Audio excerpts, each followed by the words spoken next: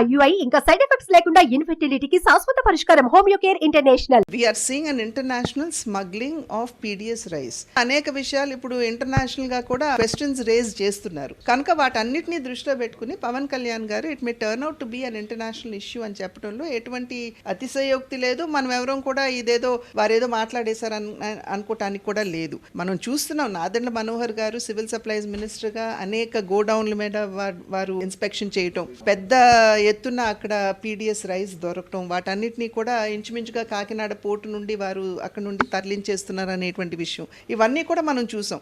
అయితే గత ప్రభుత్వంతో అధికారంలో ఉన్నటువంటి పార్టీతో సంబంధం ఉన్నటువంటి నాయకుల పేర్లు ముడిపడి ఉన్నటువంటి విషయాన్ని మనం ఇక్కడ గమనించాలి.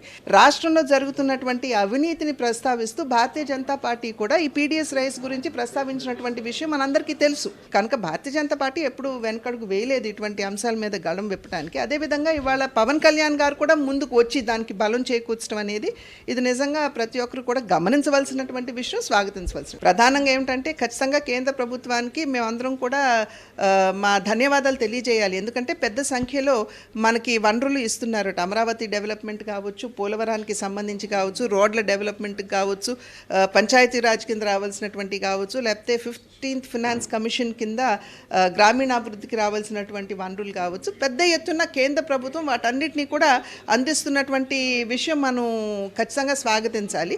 దాన్ని స్వాగతిస్తూనే అదనంగా రాష్ట్రానికి ఏం కావాలి అంటే ఒక్కొక్క పార్లమెంట్ నియోజకవర్గానికి సంబంధించినటువంటి డెవలప్మెంట్ యాక్టివిటీస్ ఉంటాయి. రాజమండ్రికి సంబంధించి 2027లో జరగబోయేటువంటి పుష్కరాలు ఏవైతే ఉన్నాయి వాటిని దృష్టిలో పెట్టుకుని ఏ రకంగా వనరులు తెచ్చుకోవాలనేటువంటి విషయం మీద ఖచ్చితంగా మేము 98 కోట్ల రూపాయలు ఇవాళ అఖండ గోదావరి కింద అక్కడ ఉన్నటువంటి ఘాట్లు కావచ్చు, అదేవిధంగా హ్యావ్లాక్ బ్రిడ్జ్ 100 సంవత్సరాలు పైబడినటువంటి బ్రిడ్జ్ ఏదైతే ఉందో దానికి హెరిటేజ్ వాల్యూ ఉంది కనుక దాన్ని కూడా ఒక పర్యాటక ప్రాంతంగా డెవలప్ చేయడానికి అఖండ గోదావరి కింద 98 కోట్లు ఇచ్చినందుకు నేను కేంద్ర ప్రభుత్వానికి నా ధన్యవాదాలు తెలియజేస్తున్నాను.